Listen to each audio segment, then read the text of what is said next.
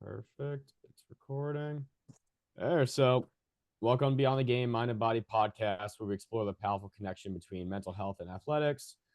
I'm your host, Michael Couture, and now I'm in grad school studying to be a mental health therapist and also a lifelong athlete. Today's episode, we're going to dive into the topic that's often overlooked in sports mental health. So, we often hear about the physical side of sports, the training, the competition, the victories, but we never hear about the toll it takes on an athlete's mental well being. So, to shed some light, I'm excited to have a special guest with me. Joining me is a friend who's not only played sports in high school, but in college and his professional career. He's here to share some experiences with his mental health challenges they face behind the scenes. So, welcome, Geremy Davis. Appreciate you having me, man. Excited to be here, bro. So, start this off. You had a standout career at UConn playing wide receiver. You had 127 receptions for 1,700 yards and 13 touchdowns. So, what was your experiences like at college, and how did it prepare you for the NFL? Oh man. Well, let's say for the most part, UConn's not known as a football school. At the time when I first committed back in 2010, they were in the Big East. Big East was a really good football conference. Mhm. But essentially, going to a school like UConn, man, you had to go beyond what you would probably do at a Alabama or a Tennessee or something, because they produce a lot of talent. So man, I had to, do the extra work, man. I had to go catch extra on the jug machine, watch extra film. I never really went out too much in college, so a lot of times when kids probably going out, I'll probably go to what we call the burn facility, and I'll go like run extra routes and stuff like that, man. Because again, I had to go over and beyond just to like go in the sixth round at the time, man. So it took a lot of extra work. Had one of the best coaches I ever had in my life. His name's TJ Weist. I would say he's a coach that coached everyone equal and fair, and that definitely helped project my skill set to what it became at that time. You ever miss it going back to UConn? um, there are moments I miss. I would say for the most part, it's good to see they're doing good in football again. So it's fun like rooting on your team. When I was playing NFL at the time, we were never good, so I could never argue in the locker room until Yeah. basketball season. But it's encouraging seeing, you know, what they were doing with Jim Moore, going to a bowl game. I think his first year. The next year, not too well, then winning 9 games, winning a bowl game against North Carolina. Um, but to answer your question, like I said, yeah, I miss a lot of moments from UConn for Yeah. sure. So I know you're really big into your faith. I'm also a very religious person, so I want to get some questions about your faith also. Mm. So faith is often a big part of a man's many athletes' journeys. How has your faith influenced your approach in football and competition? It's been huge, man, and I would solely say because the Lord chooses to love me unconditionally, no matter the results of what I do. That's not to say that I get complacent in my work ethic because I know He's going to love me. I don't want to abuse His love, but I can obviously give all my hard work and efforts. And if something falls short, if I slip on a route, miss a tackle, drop a pass, like there's not this harsh judgment. There's actually a comfort, that He still loves me regardless. And that actually gives me the extra juice to go out there and, you know, do my best to play free because, like, I know at the end of the day, like, the Lord still loves me unconditionally, man. So, um, that for the most part has been very comforting when I consistently remind myself of that. I love what the word says in Proverbs 12:25. It says, anxiety weighs a man's heart down, but a good word cheers you up. And I love just using the word of God to cheer me up through a bunch of anxious moments, that I had in the league. If it's, because of how coaches were treating me or maybe just certain predicaments I were put in. I just really try to um, meditate on the Lord's word. Do you ever pray on the field or anything like that? For sure. Before every game, like we do a team prayer with them. Me and my boy, his name's Charwell Williams. Best friend to this day, man. Family. We will always go on the sideline and pray with each other just one on one before every single game. And when he left to go to the Oakland Raiders, which is now Vegas Raiders, man, I kind of miss having that component of that Yeah. intimate moment of like praying with someone before a game. Like I still did it myself. Uh, but yeah, that was something me and him made sure we created a habit of as well. And then, sometimes before games we'll shoot texts and stuff, hoping that each other play well. But man, it's different when you have the physical presence of someone Yeah. praying with you, man. So yeah, it was pretty consistent. You ever like miss a bad catch or like a something like that, and you would go to the sideline and like just pray?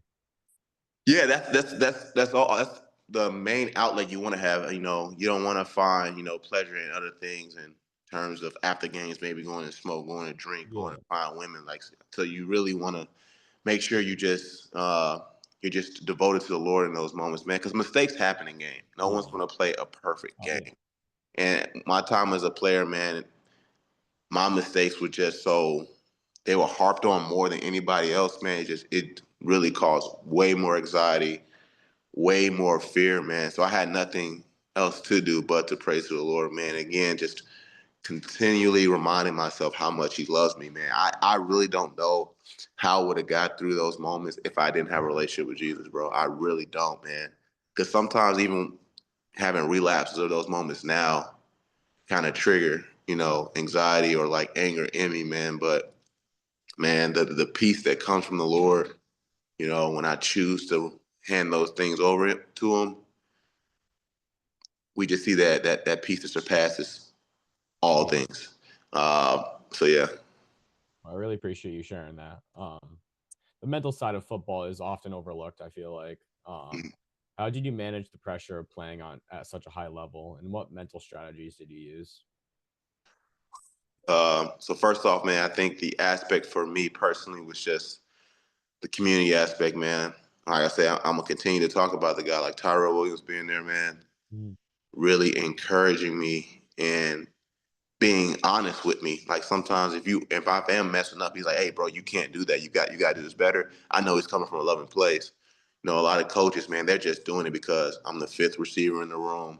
I'm not paid that much. They can get over talking me crazy, and I had to just turn my cheek to that, bro. And that just really, like I said, it arose so much anxiety in me and other emotions, bro. It got very, very difficult. But like having the community of someone like my boy Tyrell, other guys like Hunter Henry at the time, praying over me, encouraging me, man, it helped that much more. And like I said, I just really tried to ponder on the Lord's word, man. I kept trying to have a mind renewal, as it says in Romans 12, despite what, like I said, what coaches were saying or maybe star players were trying to insinuate about me over like a mistake. Because again, like I said, mistakes happen in games. I don't believe I was a mistake-ridden player, Yeah. but like I said, they do happen because again, I'm just so shunned because of that one mistake that I could have had 10 plays, man. Like I said, it rose so many different emotions, man. But the community aspect and just having a mind renewal in the Lord, did the best for me in those situations. I love that. So you've been through the ups and downs of your NFL career. What were the moments? Where were there moments when you struggled with confidence or doubt, and how did you overcome those challenges? Oh yeah, big time, man. Like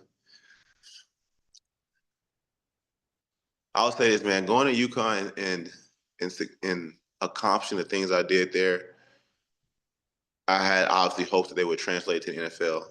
I think I was for sure a guy that like needed a redshirt year in the Yeah. NFL, and then I could have been, being realistic, maybe a successful number 4 receiver, at times be a number 3 receiver and do very well in special teams. But coaches didn't want that for me a lot of times. So I just had to find other ways to like make my mark known. And I would say at the time being at San Diego / Los Angeles Chargers, I'm so grateful for a guy by the name of George Stewart because he saw something in me that no one else wanted to because it was there. I'm 6'3", 218. I got all these, Yeah. attributes that can contribute to a team, but no one wanted that from me. Like I said, that just caused so much negative emotions in me, man.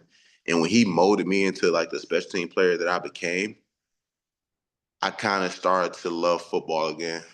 Because at one point, football became so much like a business, which it indeed is, that it Yeah. wasn't fun. I remember times like just trying to survive each day because I'm like, man, they trying to cut me today. And if I had like a good practice, like, okay, made it through another day. Yeah. And there was no freedom in that. But once, George Stewart molded me into a special team player, my 2018 season, and for the most part, my 2019 season, I felt like, man, I don't have to look over my shoulder as much. Like I felt comfort knowing like I can actually just study film and prepare for the week and not think like, damn, they gonna cut me and put me back on practice squad. Like, cause that the repetitions of like being a transaction player, like, okay, we need to use you to come up this week. We need to cut you to put you back on practice squad. You never know how to prepare.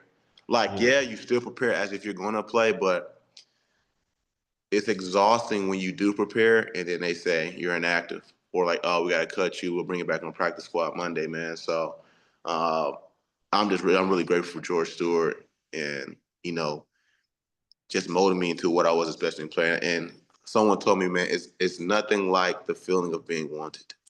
And George Stewart was like, man, I want Geremy to be a good special team player. I want him starting on all four phases. And that was 2018 season was the best year I've ever had in the NFL.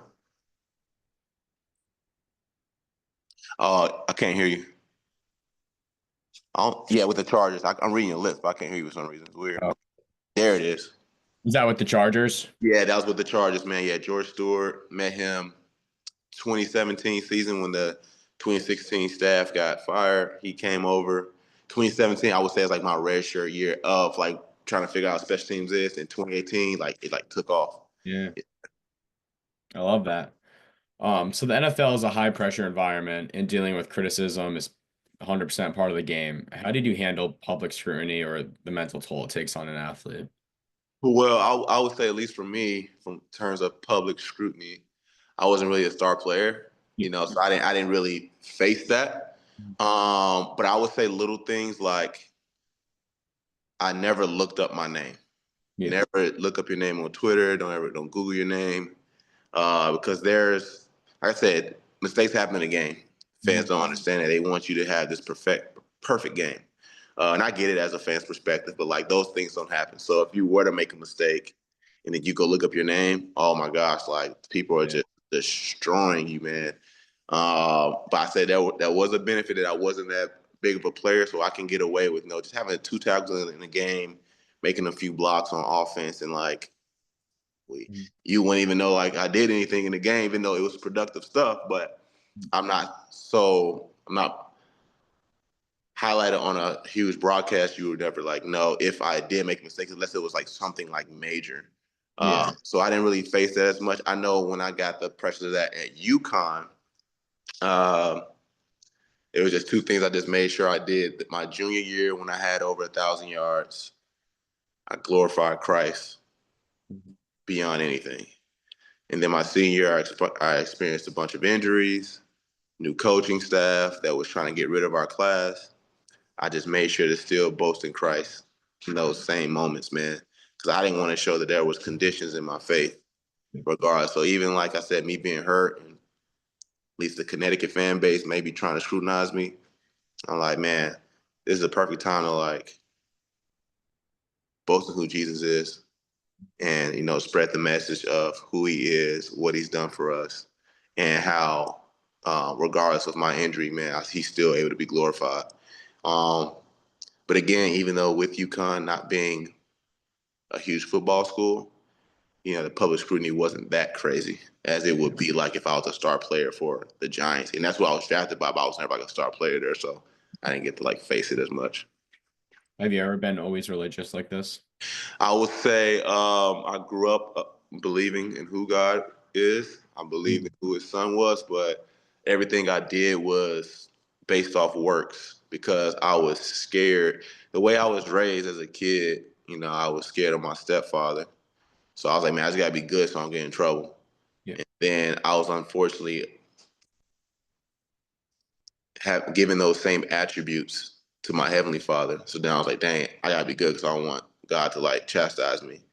But then that defeats the purpose of Ephesians 2:8, which it says it is by grace you've been saved, not by works, so that no one may boast. So me having this work-based faith defeated the whole point of what Christ did is by grace I've been saved. So when I understand like the relational aspects of having a relationship with Jesus, that just changed my perspective on like how I walked and was obedient to the word. And that happened in 2012 in the student union, being discipled by my guy John Van Patella through Athletes in Action. So I'll say since 2012 is when I really like locked in. Love that. So after retiring from the NFL, how did you adjust your life outside of football? What was the biggest challenge you faced in that transition? Um, One, you want to make sure understand your identity is not in your sport because it's going to end for everybody. If it's me who played 6 years as a special team guy, inactive guy, it comes to an end. You can be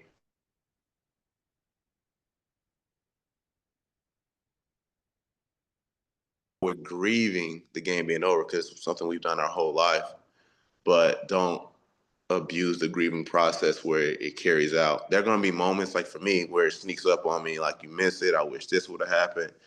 But my boy Brandon Chan, he always talks about like, man, we got to learn how to capture our thoughts.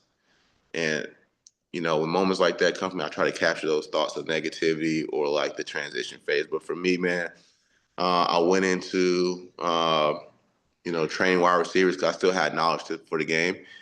And one thing I see in Arizona respectfully, man, I feel like a lot of trainers are stealing money from kids, just making them do these random cone work drills and stuff that are not applicable to the game. So I'm trying to change that coach from that perspective, man, like teach real football. Yeah. So that gave me a piece to like stay around the game. And then for me personally, the game of golf has given me a little bit more, peace with the transition because it's a sport that is able to keep me competitive for sure, but it's not as physically demanding with all the, bumps and bruises and pains I still have in my body now from playing. So once I found the love for golf and the Lord has placed that love for golf in my heart, man, it's helped a lot with the transition and being done. Um, and I have a lot of joy and peace in doing that. But I just know for me, like I said, moments of, man, I wish this would happen. I wish I was still playing. I just have to learn how to capture those thoughts, man, and understand the things that I did do were great. You played 6 years in the league, bro. Some people only got the three, some people only got the two. But sometimes I do. Um, I always believe that God has a reason for everything. you said what? I always believe that God has a reason for everything. Oh yeah, and I don't, and I won't say I don't question that, but Mhm. sometimes I like question like why'd you allow this to happen with the work ethic that I had, but I have to learn how to be content. Like, man, if that was His will for my life, then like I can be happy I fulfilled His will. But sometimes that's tough. The flesh is always trying to fight against that. Like, nah, bro, you should have had this many yards or this many tackles, or the work you put into your hamstring, they should have stopped pulling, but they kept pulling. And I think that's just the devil trying to get me to like have some spite towards God and whatnot. And even if I did have some, the Lord can take that. But I just Yeah. know at the end of the day, He's a good God. So you said that you were helping young athletes. So can you talk about some of the projects you were working on and your experiences in the NFL, how they shaped your approach with helping others? Like I said, I really say it just comes down to like certain coaches. So TJ Weiss, like literally my all-time favorite coach ever, ever. Still talk to him yesterday. Actually, I texted him back. Just the drills and how he applied the technique to the receiver position. I'm like, man, I need to go do this and spread this to other receivers when I'm done. Or the way he broke down film. I don't think a lot of receiver trainers out here watch film, and a lot of kids don't want to. They don't understand the importance of the aspects of film. So the way now how I teach film, it's because of how TJ Weiss did it. Along with that, I learned a lot from Shane Steichen, who's the head coach for the Colts. And when I did an internship with the Eagles for coaching, I just kind of followed Shane a lot. And Shane was the quarterback coach when I was on the Chargers. Didn't get to know him as close as I did on the Chargers, but at the time I had him in Philly, learned a lot from Shane, man. So now I was able to use some of the things he taught me how to break down film and apply it to the kids that I trained as well. So those are some of the things I took just, from internships and from my playing days and just make sure that I apply it, to the kids that I train now. How do you incorporate your faith into your guidance and support for them? I love that question, bro. So I have a training business called um, Training 148, and it's based off the scriptures of 1 Timothy 4:8, which says like physical training is good. Yep. So us doing these cone drills, good thing. Working on releases, good thing. Watching film, good thing. But the second part of 1 Timothy 4:8 says, but training for godliness promises benefits in this life and the life to come. So I'm making sure, like, if I'm training a kid, because I don't want to force my faith on them, but if I know, like, I'm training like some kids from Valley Christian, I can encourage them in the scriptures. I can challenge them on memorizing the word of God. But then if I have someone maybe who's not, a Christian or believer, I just want to make sure my character reflects the gospel. So then they're like, man, the way Coach Germ is acting is different from any other way because I want to make sure they see Christ through me. And it's based off what Matthew 5:16 says, let your light shine before others. They may see your good works, will glorify God who's in heaven. That's all I want, the receivers to see from me. But at the same time, we're still working to get better at receivers, at the receiver position because physical training is good. And I want them to understand what we're doing is a good thing. I love that, man. As you transition from your professional football career to your current endeavors, how has your faith played a role in that shift? Like I said in the beginning, essentially, I want to make sure I know that my identity is not in football. Because like I said, it comes to if my identity was in football, I think it would be more of a struggle, with transitioning. But again, just one, understand that the Lord does have, a plan for me. Um, if I know what that is now, or I will come to know it, I know that He has one. I know it's a good thing. And just being more reliant on the Lord in our transition. A lot of us love quoting Proverbs 3:5 says, "Trust the Lord all your heart, not lean on your understanding." But the portion of that verse that we don't really meditate on like we should is when it says acknowledging Him in all our ways. We only want to acknowledge Him in some things, maybe a big game, big test coming up, maybe want to ask this girl out. Oh yeah, like trust the Lord in this, but it's like, are you acknowledging Him in every aspect of what we're doing? And that's a conviction for me too, because I'm getting better at it. But it's like, man, I want to be so reliant on the Lord that like it's okay to be dependent on Him while still having a sense of independence as an individual.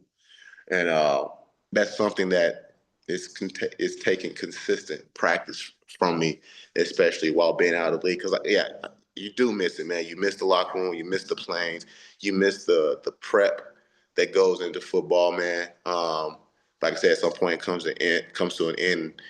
We have to do our best to work through that transition. And it's tough, man. Like I said, I still have like anxious thoughts, dark thoughts about being done, man. But again, capture those thoughts, acknowledging the Lord in all my ways, man. I got to make sure I'm doing that like daily. I really like when you said it was Proverbs. What was it? The verse? Proverbs 12:25, anxiety weighs a man's heart down, but a good word cheers him up.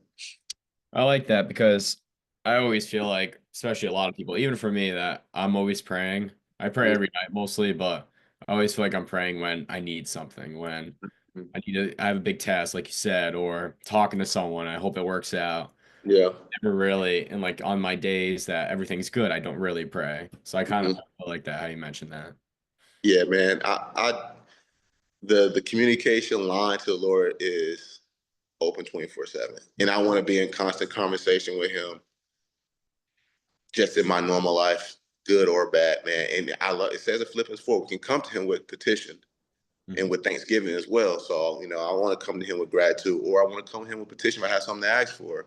But again, I don't want to only go to Him based off conditions in my life, man. I want to be consistent with that. What advice do you have for young athletes trying to stay grounded in their faith while also chasing their dreams in a highly competitive environment? I love that, man. I would say, man, find other kids that are rooted in the same foundation as you. Because one, walking it out alone is not easy. Two, we're not meant to walk this thing out alone. And we're talking about from a young kid's perspective, man, for the most part, some kids, there are anomaly kids that are really walking this thing out, but like, you really don't want Yeah. to be honest. You kind of want to have guys a crutch and call on him at times, but sometimes God doesn't seem cool in high school or in middle school, right? But I encourage guys to like, man, form communities, find good friends that love the Lord, so you can push each other in that. And as you grow up, you start to mature in that a little bit more and really seek out community. But as a young cat, like I said, middle school, high school, maybe college, choose to humble yourself and find other guys in that same in that same party, man, and let them challenge you, and you challenge them as well, man. Help pick one another up and stuff like that. So that would be my advice. Yeah, growing up, I've been in Catholic school since pre-K, so I've always had those friends to always from preschool to middle school, then to high school. I've been to Catholic school, so it's always been having those tools have been really nice, especially for me during my athletic career and everything like that. Yeah. So you've had your share of setbacks and challenges. How did you develop mental toughness, and how can young athletes do the same? Man, yeah, for me, yeah, I had a good amount of injuries planned, especially soft tissue. I've had some like AC sprains and some knee stuff. And it sucks because like I said, I was the fifth receiver. Every day I had to look over my shoulders. A lot of injuries you can't document because you're afraid they're going to use it as a cop out to cut you. So the mental space for that at the time was super tough, man, because I had a heart to want to ask the Lord, okay, what are you showing me from this? But I kept saying, why are you doing this? Yeah. And those are two totally different questions, man. And, you know, I had to keep again reminding myself, man, like, all right, what is the Lord trying to show you through this injury, man? Because if it says that all things work out for the good of those that love him, it's like, man, something good has to be from this. And sometimes it's kind of hard to figure out what that good may be. If I don't understand it from a human's perspective, there's something good maybe going on in the spirit.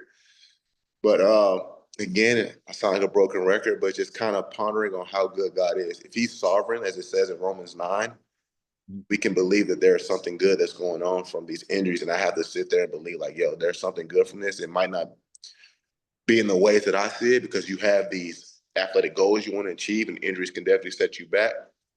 But we got to think about, man, the good that might be happening in the spirit, or there may be something later on down the road that is preparing you for. I love what Paul talks about in Colossians 3:2. He says, set your mind on things above, not on this earth. So that's why I said, man, that maybe there's something going on in the spirit, that he's prepping you for, man. So I would say that's the mature thing to do. But like, yeah, it's easy to go, man, why God, why? I think that's normal. Yeah. Uh, Especially when you feel as if you're doing everything along the right line. Like for me, I didn't drink during the season, didn't eat bad, counted calories. But I keep getting these soft tissue pulls, but I'm sleeping 8 hours a day. So it's like this doesn't add up. What Yeah. studies say my body should be doing, it's not adding up. So the normal question is to ask why. But then I think we just need to alter our mind and say, what are you showing me from this, Lord? What are you showing me? Yeah. I really like that. What's one thing you wish you knew when you were just starting out, that would have helped you navigate your career in a healthier way? Ooh, what's one thing I wish I would have knew? I would say this, bro. For me, it's not about knowing. I just wish I was more obedient to this. I wish I just trusted the Lord more. Yeah. Because when I got scarred my rookie year. My hamstring was hurting. I went into the athletic training room. Mhm. I was still practicing and running around, but when you feel something, it's like, man, I want to get some maintenance on this because it's hurting and I don't want it to pull or get injured. And I remember at the time, Tom Coughlin, he comes up to me while we're stretching before like a walkthrough or something. He was like, what is this I hear about your hamstring? I was like, oh, this is good. It's just it was a little tight, so I want to get some maintenance on it. He was like, well, you better figure it out or else. And then that carried with me for the next 6 years. I'm like, what does else mean? Like, are you gonna cut me? Like, what does this mean? So now anytime I had like a nick or I just avoided the athletic training room unless I was injured and I had Yeah. to be in there. So I wish I just trusted in the Lord and just not to say I didn't take care of my body, but the expertise that, and I don't think that all athletic trainers in the league are good. Some of them are really bad, but the expertise they had, I wish I would have went in there and said like, hey man, my foot's hurting. What can I do? So Yeah. now that maybe that would have prolonged me to play an extra 2 years. Maybe my hamstrings wouldn't have pulled, but I was so scarred from that moment. Yeah. It's like, man, I can't go in there. And now when my hamstring is hurting, I'm just trying to survive practice because Mhm. I'm scared to go in the training room. I'm just trying to do my own stuff Yeah. to rid this pain. So, um, yeah, I just wish I trusted in the Lord more, and that shows my disobedience in not doing that, thinking that okay, I can figure it out myself Mhm. and heal these ailments that I have from football. But again, yeah, that time my rookie year, it scarred me bad, bro. I just did not go into the training room, man, and you just never know how many more years I could have got, or maybe the extent that maybe I would have played more the receiver position because I'm able to run a little faster because my hamstring's not hurting or my calf's not hurting or the bottom of my foot. So that's one thing, man. So I really appreciate you saying that, first of all. One thing I have to ask is, so when you were like feeling those like anxiety and stuff like that, and I know as a football community, you have those brothers, like I forget his name, you said, like you have these Really? people. Yep. Yeah. Did you ever like talk to a therapist or like even just talk to him about like these Yeah. things? It's a great question, bro. I'm happy you said that. Yeah. So, while playing, for sure, was talking to him. Yep. But like I said, when he left in 2019, didn't really have anyone to talk to. Saw a therapist for a little bit, but it wasn't consistent, so then I stopped. Was still relying on the Lord and everything.